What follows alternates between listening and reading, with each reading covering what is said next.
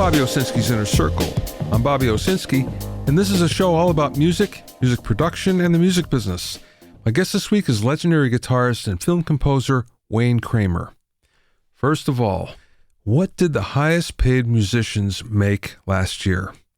Well, last year was definitely a unique year just in terms of what people made and how they made it, mostly because people have changed and the way they made their money changed significantly. So let's take a look. Coming in at number 10 is Taylor Swift, and she made $80 million last year. And most of it came from the sale of her albums.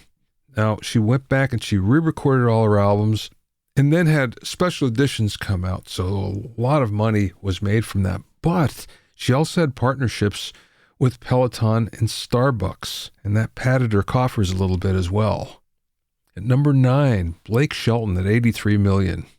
Well, he had a windfall of about $50 million that came from the sale of his catalog. Don't forget, he made a lot of money on The Voice. He made a little bit on his album, and his tour made about $14.5 million. He was one of the few musicians that were able to tour last year. Number 8, Motley Crue at $95 million. And I don't know that they've ever been on this list. That being said, the reason why they're on it is because sale of their catalog again. Supposedly they made about $90 million, and that's where most of the dough came from. Number 7, Lindsey Buckingham. Again, I don't know if he's ever been on the list. Probably not. Mostly because, again, he sold his catalog to Primary Wave for about $100 million, and that's what he made last year. Do you see a trend here? Number 6, Red Hot Chili Peppers at $145 million. Guess what? About $140 million of that came from the sale of their catalog. Number 5, Ryan Tedder, One Republic's frontman.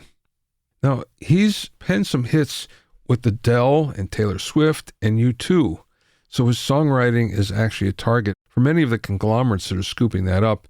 And because of the sale of his rights, that's where he made his $200 million. Number 4, Kanye West, $250 million. This is a little bit different. Didn't come from his catalog. It came, in fact, from his new apparel deal with The Gap. Number 3, Paul Simon. Again, I don't know if he's ever appeared on a list like this. $260 million, and again, mostly because his 400 compositions were sold to Sony Music. Number 2, Jay-Z. He's hip-hop's first billionaire, and he was actually a billionaire before the $470 million that he earned last year. $300 million came from the sale of his champagne company, and another big chunk came from the fact that he sold Tidal, or most of it, to Square. And then his portfolio also has partnerships with Puma and Tiffany. And number 1, big surprise on the list, Bruce Springsteen at $590 million. And yes, the majority of it came from the sale of his publishing copyrights and master recordings to Sony. Now, he did make a bunch of dough on his Broadway show, and he also brought a little bit in with the sale of his book. But if you look at all of these artists, where did all the money come from? Normally, it would be from touring, because tours have paid notoriously big money over the last few years. But in this case, it's the sale of their publishing catalogs, which there's a run on them. If you've had any hits in the past, especially if you were a star or a superstar, there's a company out there that wants to buy your publishing. And that's where everybody made their money last year. Is 2022 going to be the same?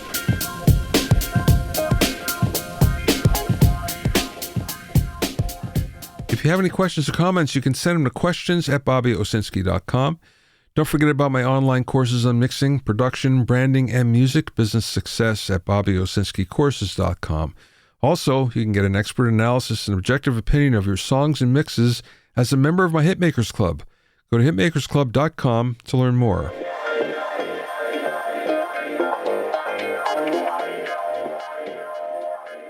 Now, I was reading an article out there about the 5 plugins that can cause more harm than good. And I agree with most of them, and I'm going to add one here. First of all, stereo wideners. They sound good in practice, but you know what? The way they make everything wide is by playing with your phase. And what that means is you probably won't have good mono fold down as a result. So there are other ways to do this that are better, but stereo wideners are a quick plug-in that I think can really cause more harm than good. Another one is multiband compressors. I think people misunderstand the use for multiband compressors. If you haven't used one before and you buy a 4 or 5 band compressor, you think that all of those bands have to be working for you to get what you need out of it. But that's not the case. Usually you're just singling in on 1 or 2 bands, and that's kind of it. But now with dynamic EQs coming out, they're a lot more flexible and have sort of made multiband compressors passé. Once again, it's another one of those processors that can do more harm than good. Another one is aural exciters. Well, it gives you something kind of unique sounding, but again, it gets it by playing with phase. And it's almost like, boy, if a little bit sounds good, even more is going to sound better, which isn't always the case. And after a while, you begin to think, oh, I don't know if I like it as much. But in the meantime, you might ruin some mixes. Auto-tune is another one. Once again, if you have a vocalist that's lazy or a producer that's lazy and the vocalist doesn't do enough takes for you to comp something good together, well, maybe then you have to rely on something like auto-tune. The best mixers that I know use auto-tune sparingly, and I know I only use it for 1 or 2 notes during a mix, usually the ones that I can't fix any other way. Use it too much, though, you can hear it, and the vocal becomes artificial sounding. And finally, saturators. This one baffles me somewhat because back in the days of tape, we actually tried to get away from that sound because it didn't sound like it was coming off the console. You heard it coming off the console, you went, wow, that sounded great. You play it back off a tape, and you went, it doesn't sound as good. So this fascination with saturators, a little bit can be okay, but a lot can really make things sound a lot worse than you needed to. So I would be very careful on using any of these. Again, in small amounts, going to work very well, but you start to overuse them, and your mix is going to go downhill fast.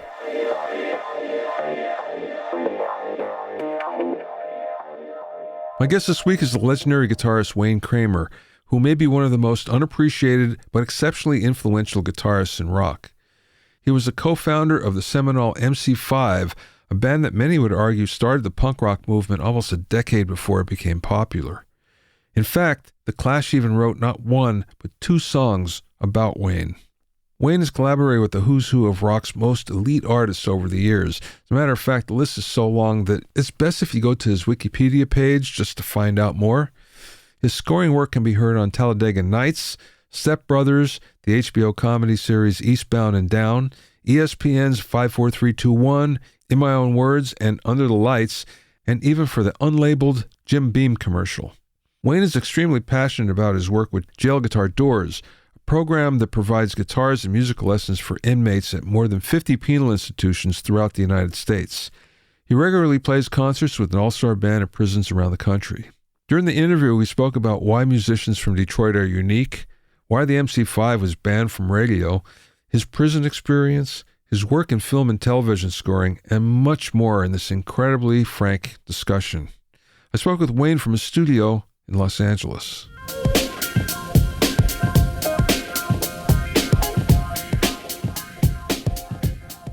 Let's go back to the beginning. I want to hear about you getting in the music business. Was the MC5 your first band? No, I was in a few kind of neighborhood garage bands that performed at kids' parties and school dances and that kind of stuff, where everybody starts. You can read anyone's memoir, and they're all the same. Yeah, that's true. That's true. We all start exactly the same way, or did. I'm not so sure it's the same way now, but back then everybody did. I agree. It's different now. Yeah. Yeah, and, my mother dated a musician, and we had a couple family friends that were professional musicians, and I was just intrigued with them, because they lived in another world. They worked at night. They slept all day, and they were always talking about crazy shit that happened at the club last night.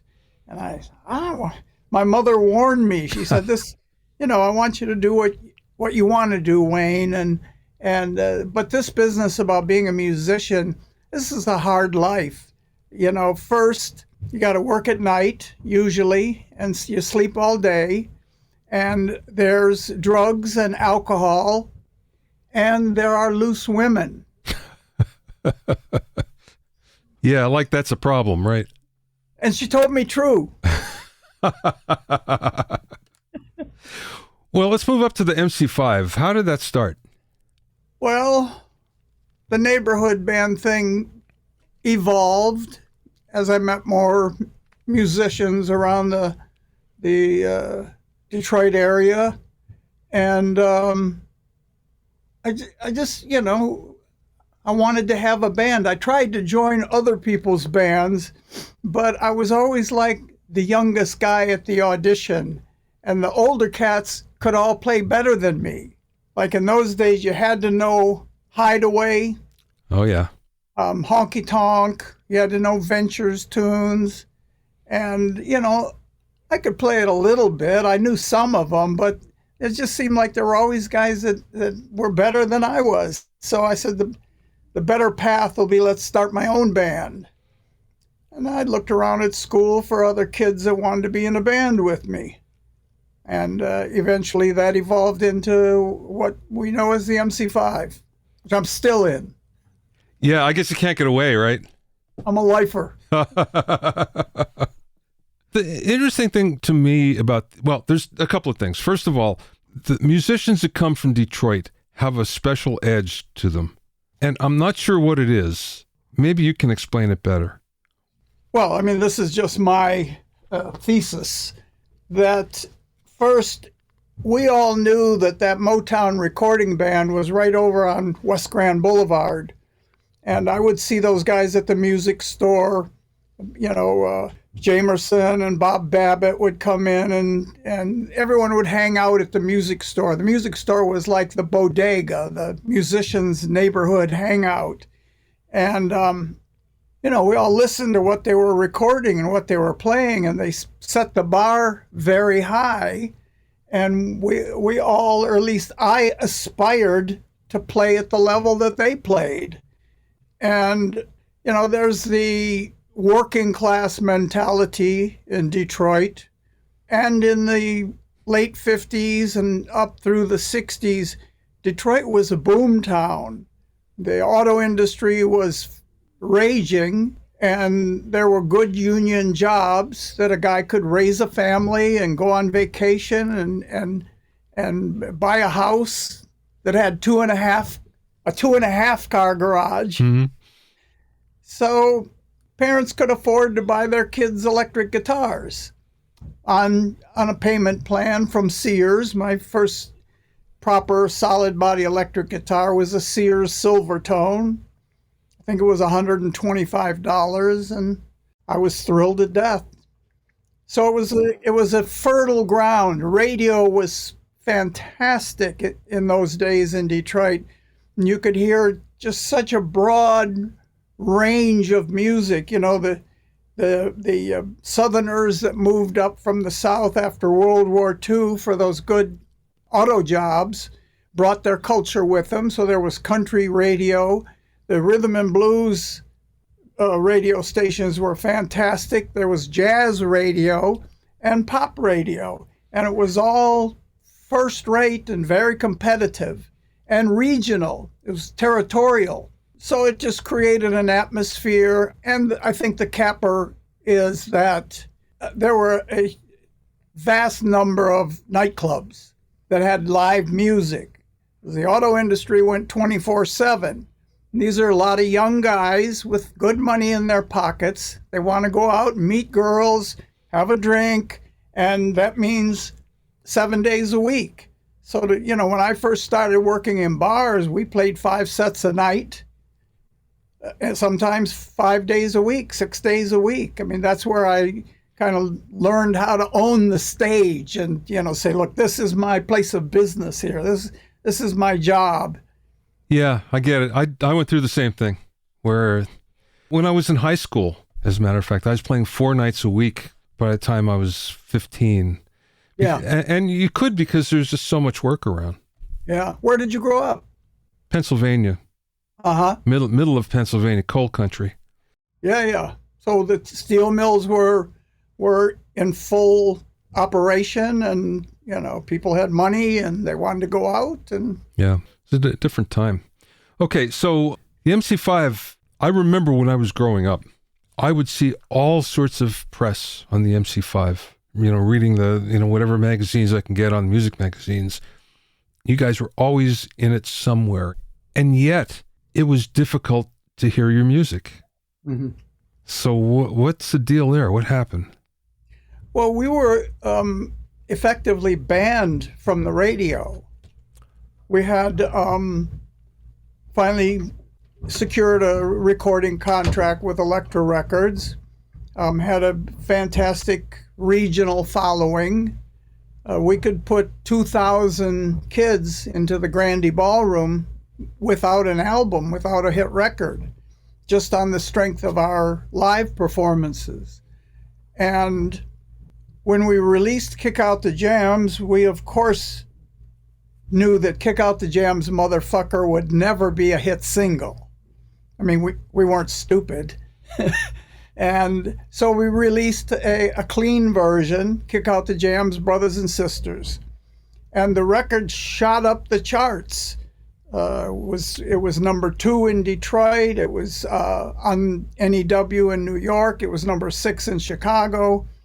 And the rating services at the time, you remember, they had the Gavin Report and the Drake Report. And if they picked this single, all the radio stations would take their guidance and play the record. And they all picked, they said, the band has a great live show. They're a little bit controversial, but they're exciting. And, this record is going to explode. Well, Elektra Records rushed the album out. See, we had a plan. The plan was let the single get as high in the charts as it's going to get. Wait till it's coming down, then release the album, because the album version would be the motherfucker version. But we would have had a bona fide hit record, and they couldn't stop us. We knew the shit was going to hit the fan when parents and teachers and police and prosecutors started hearing motherfucker. Yeah. And Elektra said, "Oh, great plan. We like it." Then when the single took off, they rushed the album out. And when they did that, the shit hit the fan. Parents came home from work listening to, "What are you listening to? What is that?" "Oh, it's this new album by the MC5. "Oh, no." And, kids were arrested for selling the record, And Elektra said, "We'll back you. We think you have the right to say what you want as artists. This is a First Amendment issue." And the rating services said, get off of the MC5 record. The album has an obscenity on it. And, this is really bad for your station. And they effectively crushed the campaign. Yeah. So, yeah, that's why you didn't hear it on the radio. Yeah, yeah. Was that kind of like the beginning of the end of the band? It was the beginning of the end. Yeah, it really broke our stride. Everything was falling into place, and that just put a dark cloud over the band. And then Elektra, asked us, could they put out a clean version of the album? And, in those days, they had this thing where, artists all of a sudden had power. And we were in our contract. It said we could approve all the advertising. We had the right to say what we wanted to say. We had the final approval on the mixes. And they said, "Can we put out a clean version?" And we said, "Absolutely not." And they went back to New York and did it anyway, and then fired us from the label. Typical label stuff, yeah. Yeah, and Atlantic picked up the band. It was Jerry Wexler's parting shot. "Here, guy, I'm going to leave you a little something to remember me by. Here, have the MC5. Oh, boy.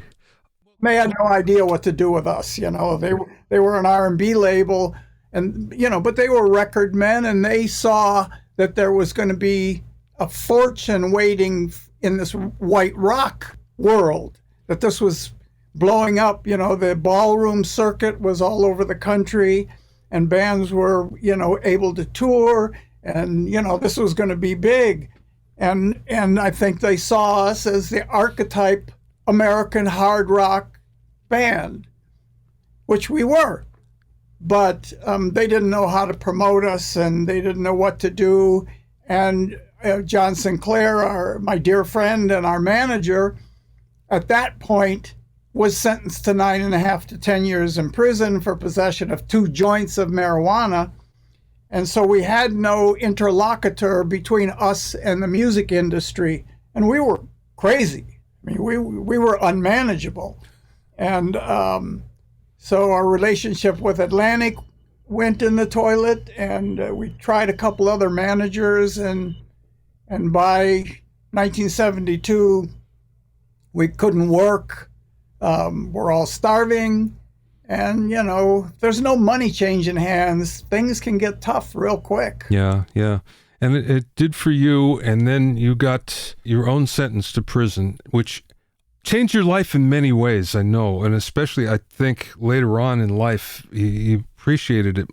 I don't know if you can appreciate it. That's not the right word, but you understood what you came through with. To some degree, yeah. It's a traumatic thing, the first time you go to prison. I have an understanding of the experience now, and what my fellows go through as well. What the 2.5 million of our fellow citizens are going through in America's prisons. Well, let's jump ahead now, because I want to talk about jail guitar doors. And it seems appropriate to get into this now, because it's one of the things that in fact, the good that came out of it, I think. It was, yeah. I mean, listen, I can say this. Going to prison most likely saved my life. I was drinking and drugging to excess. I'd overdosed a number of times, and I was inhabiting a world that was very dangerous. In that time period in the city of Detroit, we had 900 murders. So guns and crime were out of control, and people were killed left, right, and center.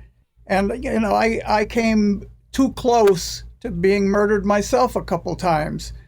Had I not gone to prison, I don't doubt that I wouldn't have made it many more years. I mean, it was just too dangerous. The behavior was third-degree game playing.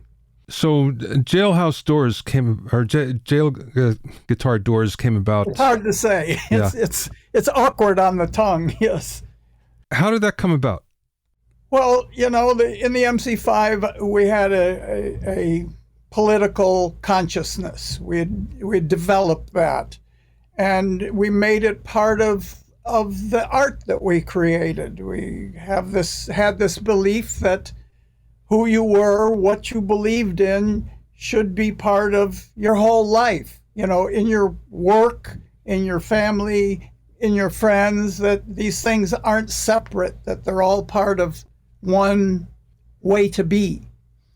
And so I've always had a more than an interest or a fascination, maybe an obsession with why things are the way they are. And I think that I share that with a lot of people. And after I came home from prison, I was in denial about it for a couple decades. I didn't want to tell stories about it. I didn't talk about it.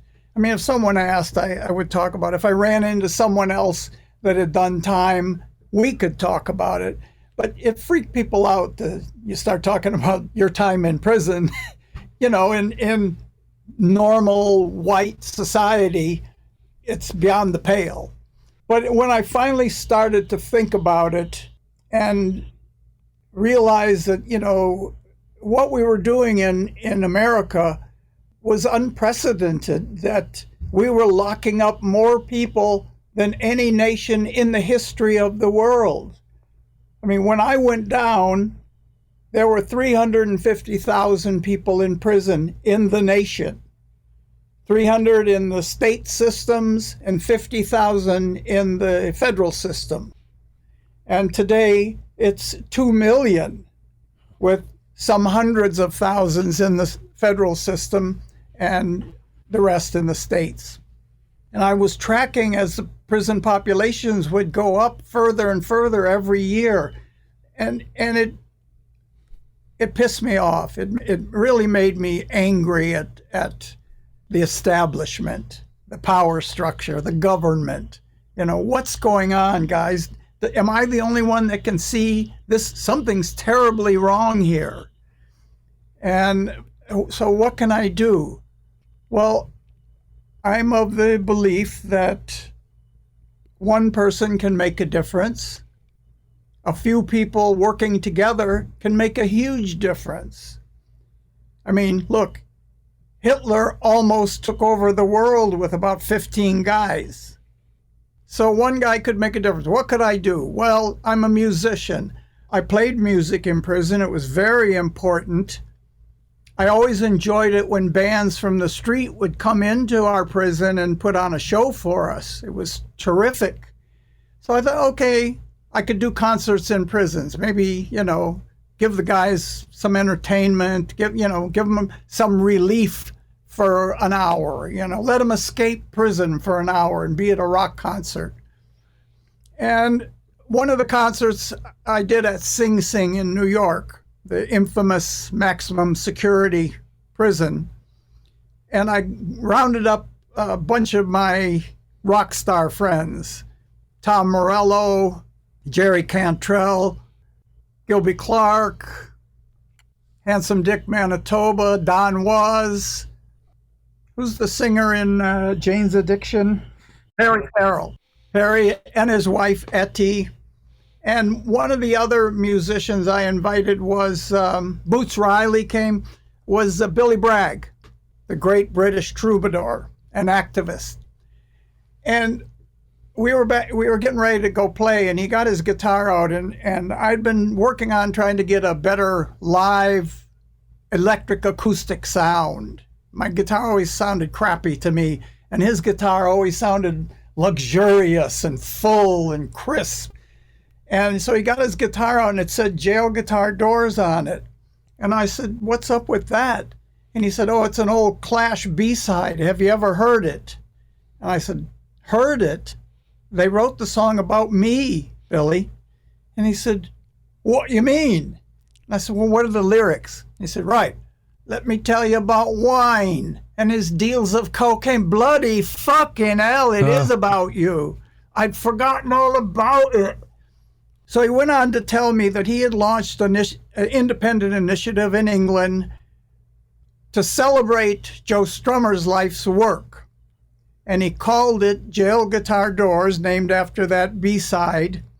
And he provided guitars for use in prisons in prisoner rehabilitation.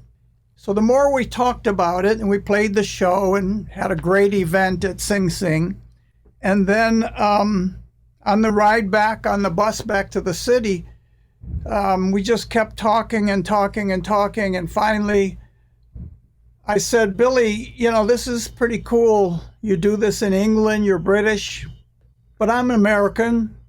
I'm an ex-convict, and I'm a musician. I want to take this on in this country. And he said, good, because I was just going to task you with it. He said, you're the only one that can do it. You've been inside. You know how the system works. And I said, that's true. So my wife, Margaret Kramer, Billy Bragg, and I founded Jail Guitar Doors USA almost 13 years ago now. And today we've grown and we've learned and we've expanded.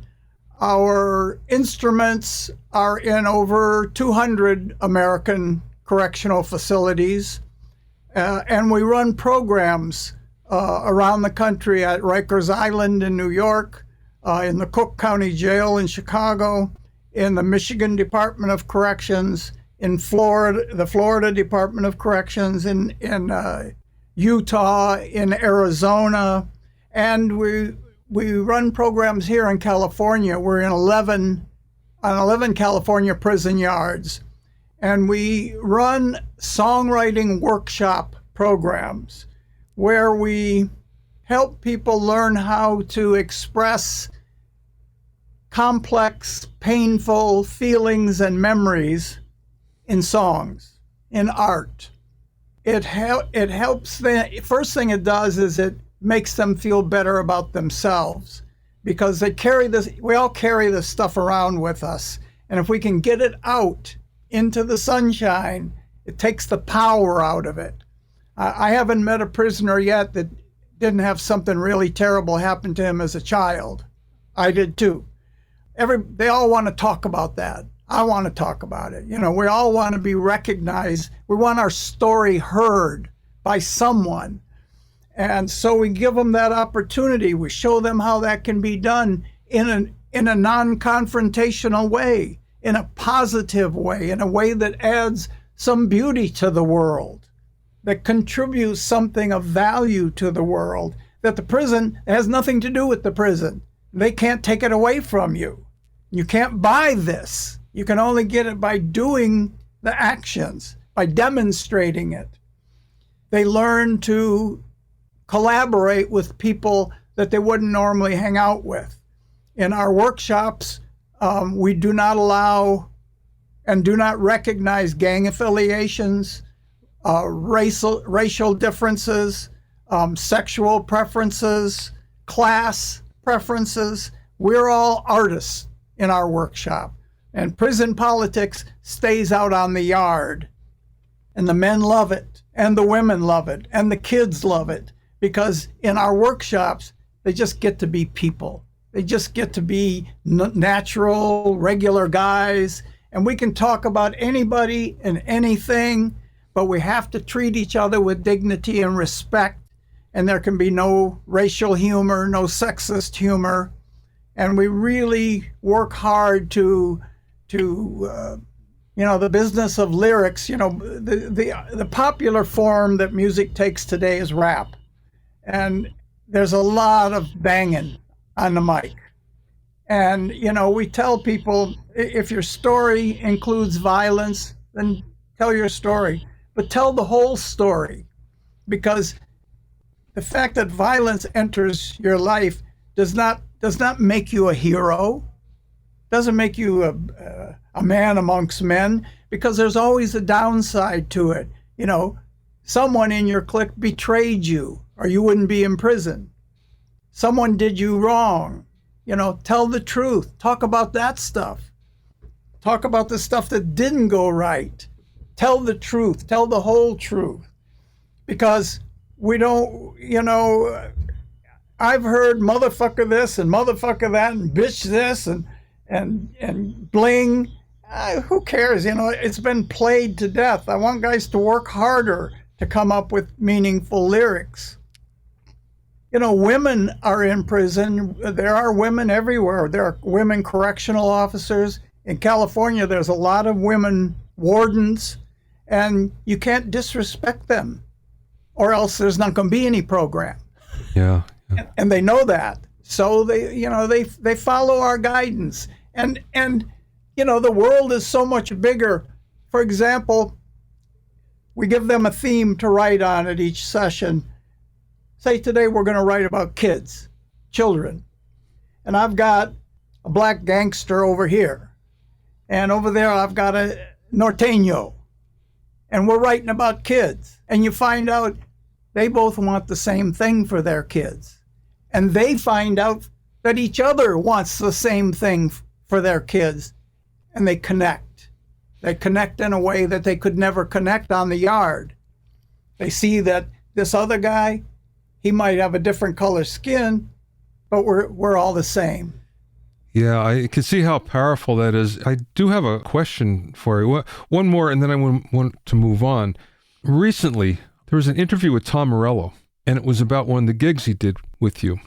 In it, and I don't recall exactly how he said it, but the gist of it was he was really impressed with how well you communicated with the inmates and how you could talk to them and they understood and you were talking their language.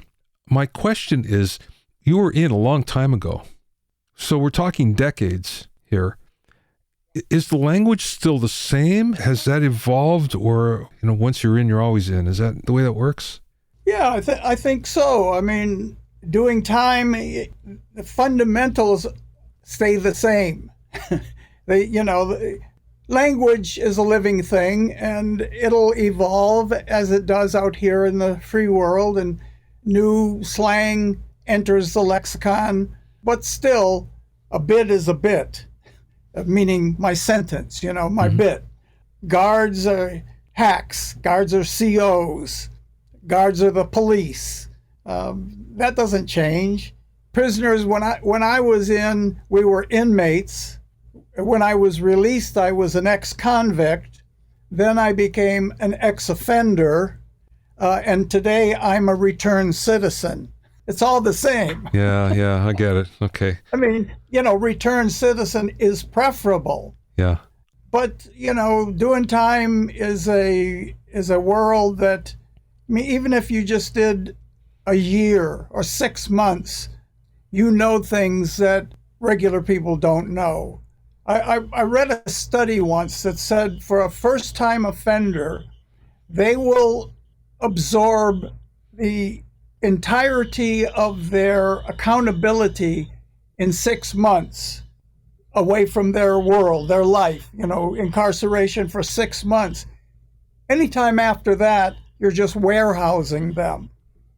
So for first-time offenders, they're going to learn whatever lesson is to be learned in 6 months. Interesting. Sentencing has reflected the worst of American political power dynamics. For example, when I was sentenced, I received a 4-year regular adult sentence from the judge with a 3-year special parole term on top of it, which meant if I was paroled and I served 2 years and 29 days and was rearrested on the 29th day, I would have to go back to prison and serve those 3 years over again. You don't get credit for your street time. I know men today who are serving life without the possibility of parole for the exact same crime that I pled guilty to, trafficking controlled substances. So the sentencing just went through the roof. I mean, people are doing just unbelievable amounts of time. It's and I complained about the 4 years then. I thought that was severe. And it is. For a first-time nonviolent offender, 6 months would have taught me everything that I needed to know about changing my antisocial attitudes and behaviors. I want to touch on some other things here because you had a most interesting life. Tell me about the punk scene in New York City when you got involved after prison, because MC5, they were proto-punk. That's the prototype. So you must have been quite revered, I would think, in New York. Amongst the community of musicians, I mean, a lot of people, most guys that play in bands, they study other bands and who influenced who, and if they connect the dots back far enough, they'll come to the MC5 and the Stooges. And so, yeah, it was, but, I think I didn't get there till the early 80s, and I think it had kind of peaked by then. And I was not in the best of shape myself. I had resumed my use of narcotics, and I was drinking again. I didn't help my cause. Yeah. Let's jump ahead. Film and television, you've done a lot of that. So how did you get into it, first of all? Well, I moved to Los Angeles. This is where they do that. Mm-hmm. They make movies and TV shows here. So you got to be in the neighborhood, I believe. And did you move specifically for that? Yeah, because I was in my late 40s, and getting in the van just didn't quite have that excitement that it used to have, and doing another tour of Canada or, the South or something, playing these punk rock shitholes. I'll do it, okay. And I signed to a punk rock label, Epitaph Records, So, I'm back in it, and I'm out there, humping the boonies in a van with 3 or 4 other smelly dudes, and we're playing one-nighters across Europe and across the United States. And, and I said, man, I don't want to do this forever. Is there a way out? And I remembered that I had always had an interest in scoring for film and television. In fact, one day when I was in prison, I was in with a great jazz artist, a jazz trumpeter named Robert Chudnik. He was known as Red Rodney. He replaced Miles Davis in the Charlie Parker Quintet. Wow. And he was in his late 50s then, and we were watching the ball game, the basketball, and a Uniroyal tire came on, and he said, Wayne, you hear that trumpet? I said, no, Red, I'm not hearing the trumpet. He said, there's a trumpet on there. That's me. I said, no shit. Wow. Man, I'd like to do that. And he said, oh, you will. When your music, the style of music you play, when that becomes popular, you'll be doing commercials. I filed that away. So I'm living in LA, and I've got a great manager, this young woman who's really a hustler, and she's meeting people that work at the networks and the music departments and that kind of stuff. And one day she asked me if I wanted to have lunch. She's going to have lunch with a girl that's the head of music at Fox Sports. Sure. So we go and we're just talking at lunch, and she says, I got this idea. I need a song that is for NASCAR, but I want it to be about the guys that work in the pits. So we're eating, and I'm thinking, I said, well, let's see, how about a quitter never wins and a winner never quits, but the heart of every champion is working in the pits. That's brilliant. Could you write that up? I said, sure. I went home and I demoed the thing up and sent it over to her. And she said they didn't use it, but they had a new show, and would I like to try to write the theme? Of course. And the show was called 54321. It was an extreme sports show when skateboarding and BMX and all that was emerging. And the show hit, found an audience right away, and they ran it like 5 times a day. It was in the early days of cable, which was incredible payments for me. Every quarter I would get a check for a pile of money. I said, geez, this is great. Let's go buy some gear. Let's buy more computers, So that started going well. And then one day a friend, the dearly departed Hal Wilner, called me up and said he was working on a movie and it had some car racing in it, and the composer they had on the film wasn't getting it. And he told the director, what you need is like a guy like Wayne Kramer, who's can play aggressive rock guitar. So they called me and asked me, and I said, sure, I think I can do that for you. And I went over and I met the director and I met the composer, and we all talked. And so I started writing some cues for them. And I wrote all the race scenes in Talladega Nights. And the director was my dear friend Adam McKay. And, Adam is left of left politically, and very, very militant and active. And so we just connected we were brothers. And so he included me on other things that came up, and I ended up scoring HBO's Eastbound and Down, which was another hit. And so, I got lucky. I found some jobs that I could do, and they allowed me to learn the craft of scoring. And I took classes. I took classes at UCLA on the orchestra and the articulations, and film scoring classes at the Union. I took some courses and tried to do, all composers have to study. You have to learn the language of music and the theory of music and how chords are constructed and how melodies are harmonized. And so, I know a little bit about that stuff today, and I'm able to, I didn't work much during the first round of the pandemic, but things have picked up quite a bit now. This I'm doing a film here, and then I've got another one I'm working on that's just halted production for a while. So I've been very fortunate, you know. Yeah, that's awesome, Wayne. Awesome. It's tricky stuff because, you know, having been leading rock bands all my life really didn't prepare me for this kind of work. And in the end, the music is the easiest part of it. It's the fun part. The hard part is dealing with human beings, directors, producers. That's the hard part, you know, managers, agents. That's the hard work. And it's not for everybody.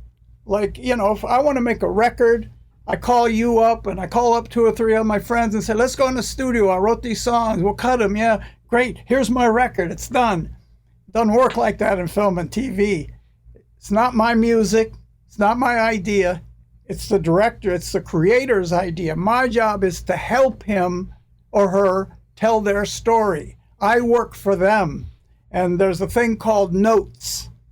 I write some music, I send it over, and they send me notes. Yeah, Wayne, we love it. It's perfect. But could you just change the middle part and change the ending? And oh yeah, change the beginning. And I look at them and say, absolutely, I'm on it. I'm taking care of it. And not everybody can do that. It rubs against the grain, especially if you come from the band world. Yeah, definitely. Last question for you. Thank you. You've been so generous with your time. We can go on and on. I love talking to you. This is great. And we can talk on so many other subjects, I'm sure. What's the best piece of advice that someone maybe imparted to you, or maybe something that you learned along the way? Brush after every meal. That's important. Yeah, I think so. And floss. I have an 8-year-old son, and it's, son, did you brush? Yeah, I brushed. Did you floss? Yeah. You know, I'm always looking for wisdom. I'm looking for how to make better choices, how to act in a more human way, in a more productive way, in a kinder way to myself and to the people around me. So, you know, you can learn a little piece of information and try to incorporate that into who you are and demonstrate that in the day you're in. And then you're looking for another piece of information. So I don't know that I learned some big lessons in the 12-step program. I've been clean and sober for all day now. And one day at a time, right? They taught me a few things. If I don't lie, I'm not a liar anymore. If I don't steal, I'm not a thief anymore. If I don't play people, then I'm not a creep anymore. These were big lessons for me to learn as a grown-up. I didn't stop drinking and drugging till I was 50 years old. I'm 73 now. And those pieces of advice served me well, to try to understand what the principle of humility means, to learn that I am no better than anyone else and no worse than anyone else, that I'm a fellow amongst fellows. I'm a worker amongst workers.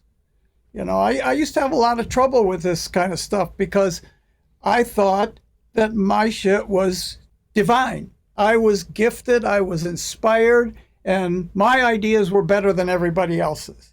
Because I'm a free jazz fan, and I study James Brown, and I know more about music than anybody else does, and my taste, and I was just a complete asshole, total complete asshole.